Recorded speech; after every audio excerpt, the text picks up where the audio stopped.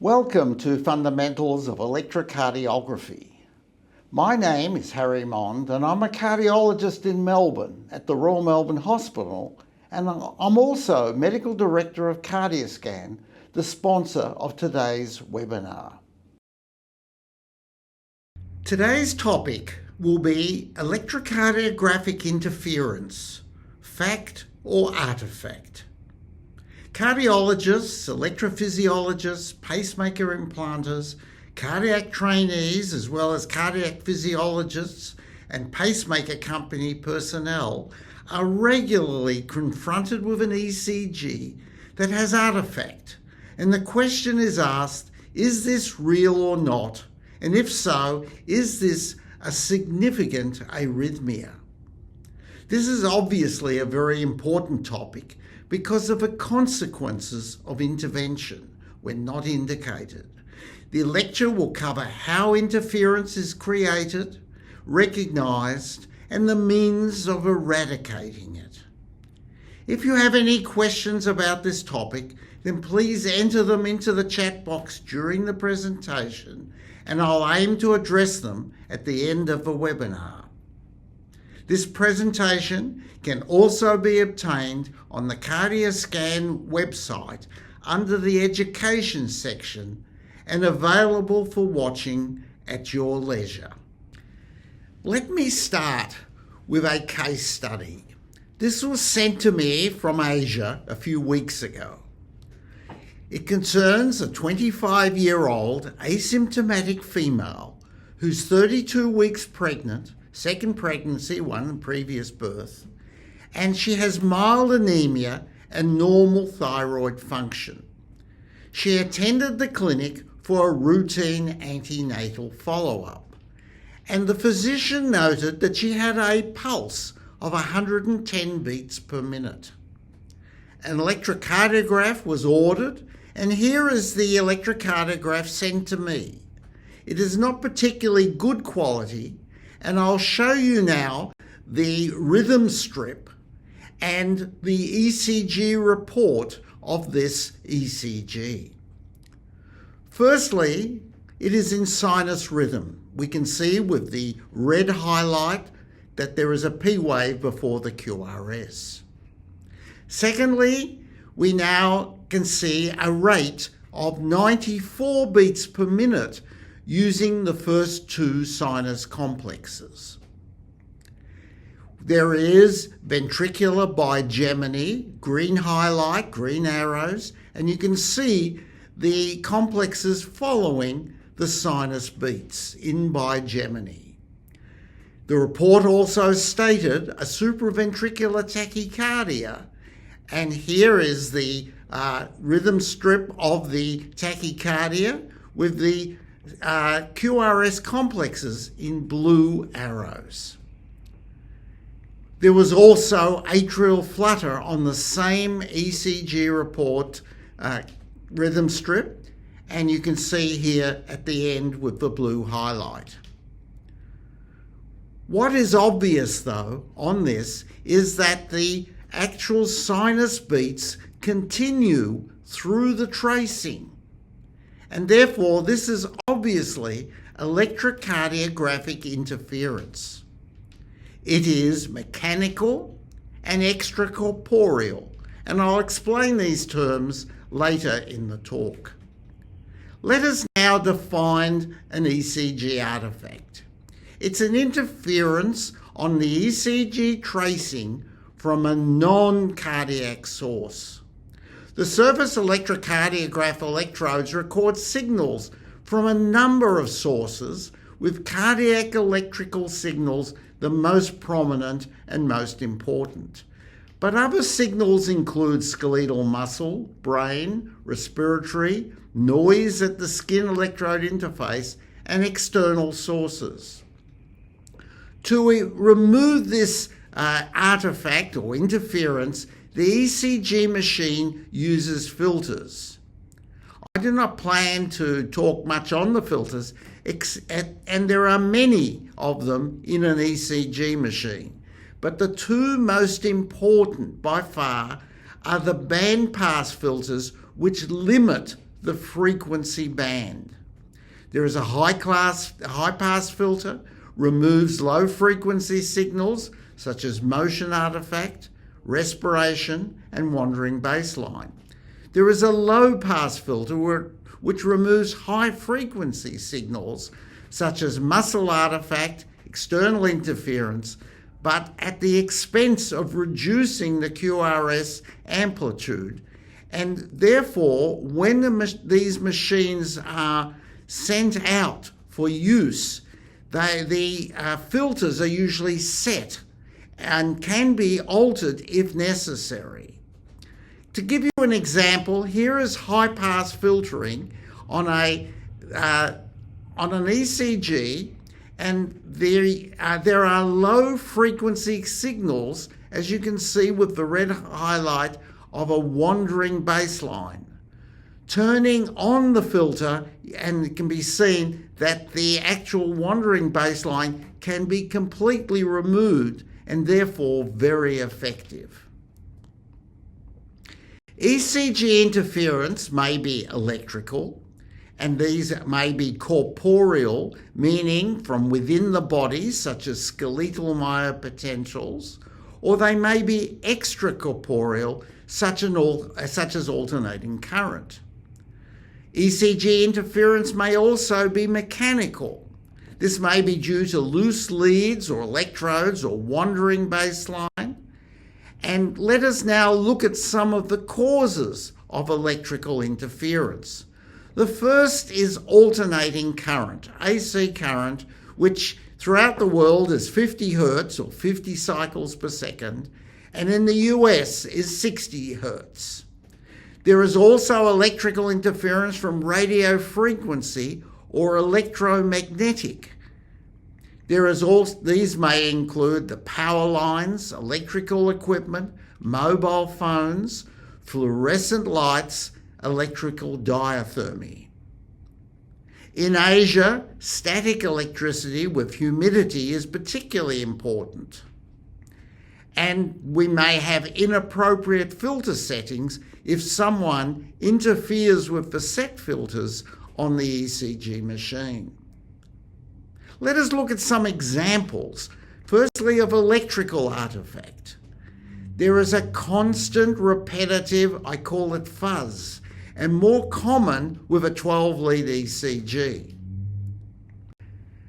What about mechanical interference? Then we have movement, tremor, or shivering. In an elderly patient asked to take off their top garments, they may become cold, and attempting to perform an electrocardiograph, there is shivering, and therefore always next to an ECG machine is a covering such as a blanket to help these patients. Respiration may also cause a mechanical type of interference. Dry ECG electrodes is very common. These electrodes, which are loose or dislodged, can also create this mechanical interference. There may be fractured ECG cables. And finally, there is creams and oils on the skin. Let us look at some examples of a mechanical artifact. Here it is, a non-constant with variable amplitude, and now more common with ambulatory Holter monitor recordings. For the rest of my presentation, I have divided ECG interference into obvious and subtle. Let us start with obvious. And let's look at the electrical interference. High frequency alternating current. We've already seen an example. Here's another one, which is very obvious, and one can even count the number of artifacts per second. Another type, a high frequency electromagnetic interference. This is slower and obviously very obvious as well. Generally, such interference doesn't hurt the actual ECG report. But here it may obscure the QRS and T waves, and therefore the ECG will need to be performed again. Mechanical interference also obscures the P, QRS and T waves. Here is an example of dry electrodes or maybe a fractured cable, and you can see the gross interference that occurs. Here is another example of marked respiration or dry electrodes or poor skin presentation. Here is another obvious mechanical artifact, and by looking at the ECG, we can determine which lead is involved. Einthoven's triangle, and we can see that lead 1, which is left arm and right arm, is here, whereas the lead 3, where the artifact also occurs, suggests that the left arm is the common denominator here, and therefore replacing the electrode on the left arm will solve the problem. Here is another example of a mechanical interference which was related to the cable. It was initially interpreted as being sinus arrest, but because of the straight line, and it looked like interference, and therefore the cable was replaced, and here is the result, clearly an interference and not a serious issue. Another important mechanical interference relates to Parkinson's or intention tremors. The feature is this fine artifact that continues, but Parkinson's tremor can be intentionally stopped by the patient, and therefore there are periods, such as with the red highlight, where there's no interference. Another important interference which cannot be eradicated is the neuromodulation. Here is an example of the upper torso or brain neuromodulator, and lead 1 is involved because it's high up. But if these neuromodulators are implanted in the lower part of the body, such as in the lower spine or bladder, we can see that lead 1 may not be interfered with, and therefore you can see a clear ECG telling you where the actual neuromodulator is implanted. We've looked at now the obvious artifact. Let us look at the more important one, which is subtle. More important because it can mimic cardiac arrhythmias, and in some instances leads to serious misdiagnosis and inappropriate treatment. I've listed here 5 different types of subtle interference, and we'll look at each one of these and we'll look at the significance of these. The first one is the lost QRS. This is an example of an ECG of a pacing rhythm where I was urgently asked to review a ECG in a patient that I just implanted a pacemaker in, and I was told that there was loss of capture. So let us look at the ECG. We can see the stimulus artifacts, ventricular stimulus artifacts. Now we can see that each one of the inter-stimulus artifacts' duration is completely different.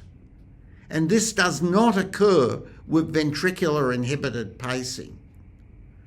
The central looking ECG here with the loss of capture, you can see there is a stimulus artifact and no QRS complex, and we can have a T wave. Now we can't have repolarization without depolarization.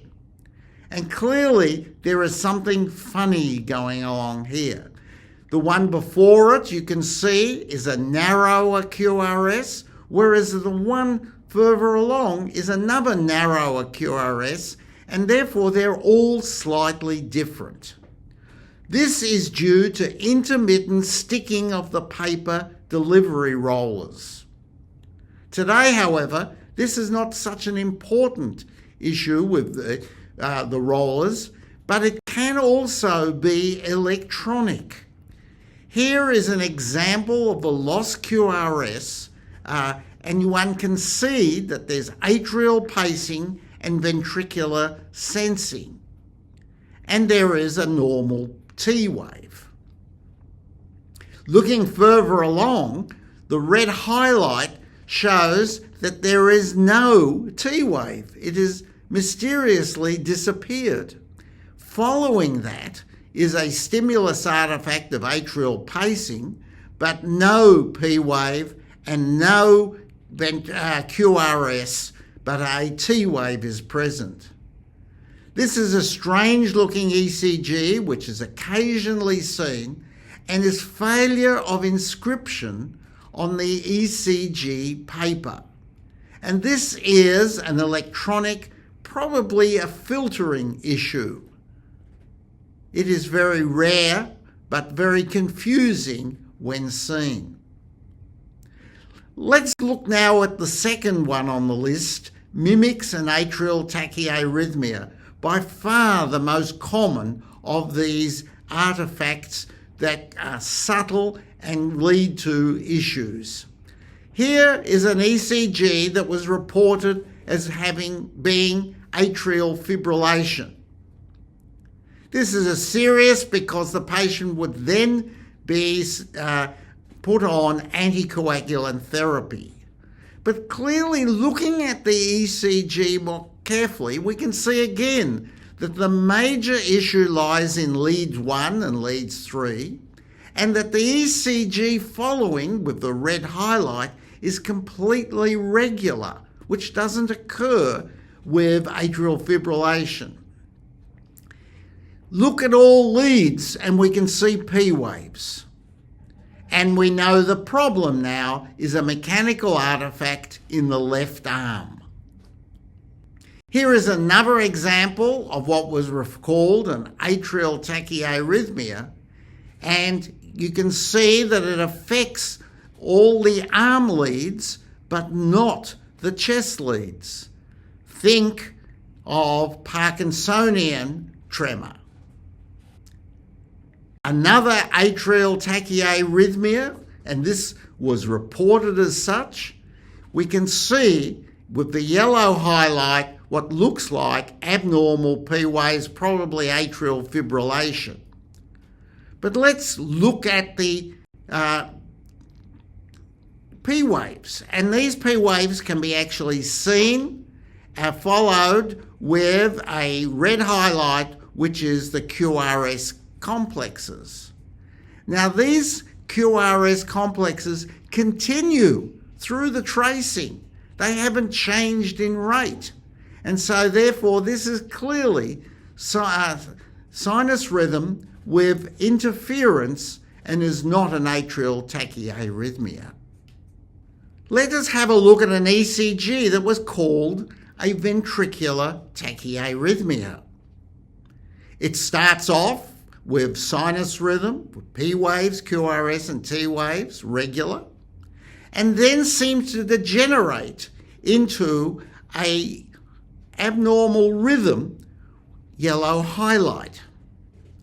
But if we follow this ECG QRS complexes, we can see that they continue through the tracing in a regular fashion, and therefore this clearly can't be ventricular tachycardia, but rather interference.